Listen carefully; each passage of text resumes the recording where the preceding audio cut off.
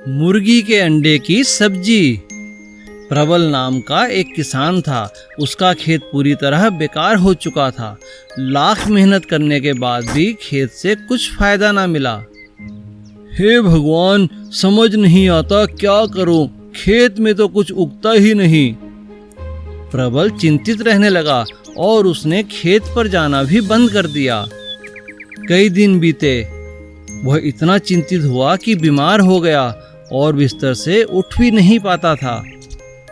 ये आपको क्या हो गया? अब हम कैसे जिएंगे? बेटा माधव, तुम ही कोई काम तलाश करो। हाँ माँ, आप चिंता मत करो। माधव अब दिन रात काम ढूंढता। कभी कभी खेती पर भी जाता था, पर कोई फायदा न मिलता। एक दिन माधव अंडे लेने दुकान पहुंचा। भाई, ये अंडे मुझे दे दो। कैसे दिए? 10 का 1 है। इतना महंगा? माधव के पास पैसे नहीं थे।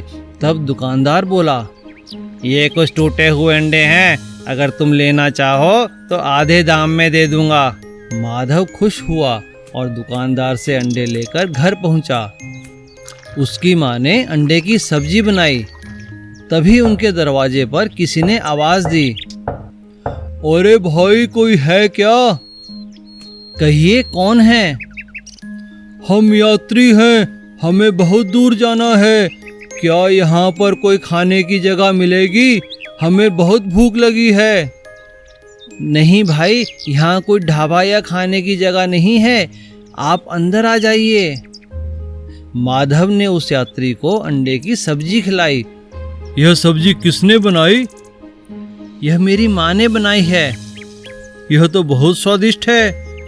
अरे, मुझे तो मालूम ही नहीं था कि अंडों से इतनी अच्छी सब्जी भी बनती है। क्या तुम मेरे साथ चलोगे? मेरा बहुत बड़ा ढाबा है, मैंने कभी भी इतनी स्वादिष्ट सब्जी नहीं खाई। तुम मेरे साथ चलो और मेरे ढाबे पर चलकर मेरे साथ काम करो। हाँ हाँ, मैं आपके साथ ज़रूर चलूँगा। और इस तरह माधव उस व्यक्ति के साथ चला गया और मेहनत से काम करने लगा। देखते ही देखते उनके दिन बदल गए। अब उन्हें किसी भी तरह की कोई कमी ना रही। मधुमक्खियों का छत्ता और डाकू। एक गांव में श्याम नाम का एक आदमी रहता था। वो वन विभाग में बहुत ही ऊंचे पद पर काम करता था। वो बहुत होशियार, बहादुर और ईमानदार वन ऑफिसर था। एक बार उसके सीनियर ऑफिसर ने उसे बुलाते हुए कहा, देखो श्याम, मैं तुम्हें काला वन में भेज रहा हूँ। वहाँ पर डाकू चंगू राम का आतंक फैला है और वो जंगल से वन संपदा काट काट कर बेच रहा है। तुम्हें वहाँ जाकर उसे काबू करना होगा। जी सर, जैसी आपकी आज्ञा। और अगले ही दिन श्याम काला वन के लिए निकल पड़ता है और वहाँ जाकर देखता है कि सभी लोग चंगू डाकू से बहुत डरे हुए थे और उसका वहाँ बहुत आतंक था। लेकिन श्याम अपनी सूझबूझ से चंगू डाकू के कामों पर काफ़ी हद तक काबू पा लेता है। ये देखकर चंगू डाकू बहुत गुस्सा होता है। कौन है वो नया ऑफिसर? उसे सबक सिखाना ही होगा। चलो आज ही हमला करते हैं। अरे नहीं सरदार, अभी तो वो अपने घर गया हुआ है, जब वापस आएगा तब देख लेंगे। ठीक है। श्याम अपने बीवी और बच्चे से मिलने अपने घर आया हुआ था। उसके बेटे चिंटू की स्कूल की छुट्टियां थी और वो भी श्याम के साथ जाने के लिए जिद करने लगा। श्याम और उसकी बीवी चिंटू को बहुत समझाते हैं, लेकिन चिंटू जिद करता है और श्याम उसे अपने साथ ले आता है। लेकिन उसे समझाता है कि वो घर के आसपास ही रहे, क्योंकि यहाँ जंगल में बहुत खतरनाक जंगली जानवर भी हैं। एक दिन जब श्याम सरकारी काम से कहीं बाहर गया हुआ था, तभी चंगू डाकू और उसके आदमी आकर उसके घर पर हमला कर देते हैं।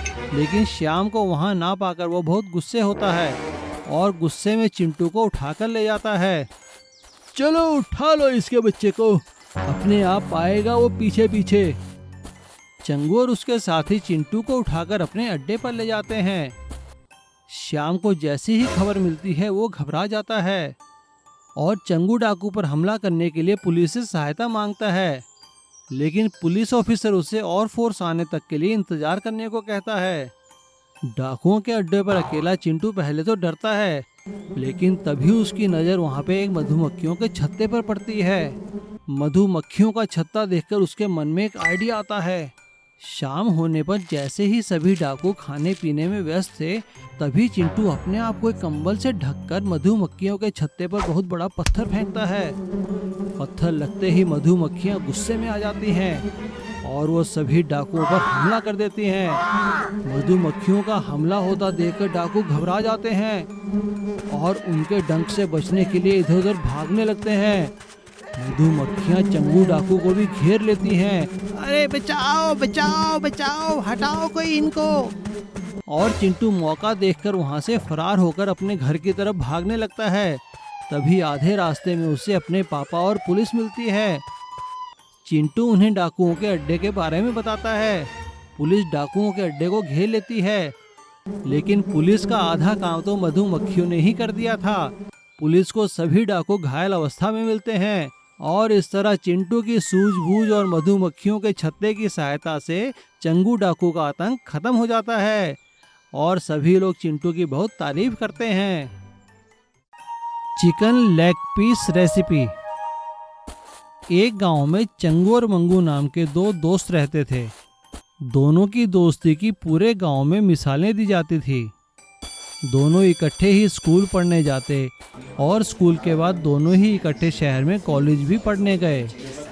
मंगू पढ़ लिखकर एक कंपनी में बहुत बड़ा ऑफिसर बन गया और क्योंकि चंगू को खाना बनाने का बहुत शौक था, एक होटल में काम करने लगा। मंगू जब शहर छोड़कर जाने लगा तो चंगू ने गले मिलते हुए उससे कहा, यार मंगू, आज मैं बहुत खुश भी हूँ और दुखी भी हूँ। खुश इसलिए हूँ क्योंकि तू एक बहुत बड़ा ऑफिसर बन गया है, और दुखी इसलिए कि रोज मुझे तेरा चेहरा दिखे बिना रहना पड़ेगा। यार चंगू, ऐसा नहीं कहते, हमारे तो दिल आपस में जुड़े हैं। और रही चेहरे की बात, अबे मेरी फोटो देख लिया कर। और मंगू के ऐसा कहते ही दोनों हंसते हंसते गले मिलने लगे। काफ़ी समय बीत गया। मंगू अपनी मेहनत से एक बहुत बड़ा ऑफिसर बन गया था और इधर चंगू होटल में काफ़ी अच्छा काम करने लगा और उसे काफ़ी अच्छे पैसे मिलते थे। लेकिन साथ ही साथ वो नए नए तरीक़ों से गांव के लोगों को भी खाना बनाकर खिलाया करता था। एक दिन मंगू ने चंगू को फ़ोन किया। हेलो चंगू, कैसे हो? अरे मंगू, कैसा है मेरा भाई? आज बड़े दिनों बाद मेरी याद आई। चंगू, तुझे शहर आना है मेरे पास। मेरी बहुत बड़ी तरक्की हुई है और मैं सभी ऑफिस वालों को पार्टी दे रहा हूँ। क्या कहा? तरक्की? ठीक है मेरे भाई, मैं जरूर आऊँगा। मंगू ने चंगू के लिए हवाई यात्रा की टिकट भेजे थे। चंगू मंगू के पास पहुंच गया। मंगू ने उसका दिल खोलकर स्वागत किया। बड़े शहर की चकाचौंध देखकर चंगू दंग रह गया। पार्टी वाला दिन भी आ गया। मंगू अपने नौकरों की सहायता से सभी व्यवस्थाएं देख रहा था। तभी अचानक मंगू का मैनेजर आके उससे कहता है, साहब, ये कैटरिंग वाला लेग पीस बनाने से मना कर रहा है। कह रहा है इतने सारे लेग पीस हम नहीं बना पाएंगे। क्या कहा? बुलाओ जरा उसको। मंगू कैटरिंग वाले को अपने पास बुलाता है, लेकिन कैटरिंग वाला उसे 1000 लेग पीस बनाने से मना कर देता है। कहता है कि इतने सारे लेग पीस एक साथ बनाना बहुत ही मुश्किल है, और वो भी इतने कम समय में। चंगू वहाँ खड़ा खड़ा ये सारी बातें सुन रहा था। कैटरिंग वाले के जाने के बाद चंगू मंगू से कहता है, अरे क्या हुआ भाई, क्यों दुखी है? मंगू उसे सारी बात बताता है। बस इतनी सी बात? कहाँ है रसोई? मंगू उसे अपने साथ वहाँ की किचन में लेके जाता है। मंगू, तू जाकर मेहमानों को देख, और लेग पीस समय पर टेबल पे पहुँच जाएंगे, तू फिक्र मत कर। पार्टी शुरू हो जाती है और सबसे पहले चंगू के बनाए लेग पीस ही मेहमानों को सर्व किए जाते हैं। सभी लोग लेग पीस खाकर बहुत खुश होते हैं। भाई, ऐसे स्वादिष्ट लेग पीस तो मैंने आज तक कभी नहीं खाए। क्यों मिस्टर वर्मा? हाँ हाँ, बिल्कुल सही कह रहे हैं शर्मा जी। मंगू अपने बॉस को सारी बात बताता है। मंगू का बॉस चंगू को बुलाकर उससे कहता है, भाई वाह चंगू, तुम्हारे हाथ के बनाए लेग पीस इतने स्वादिष्ट हैं तो बाकी खाना तुम कितना स्वादिष्ट बनाते होंगे। भाई मंगू, आज से चंगू को हमारी पूरी कंपनी का कैटरिंग का ठेका दे दो।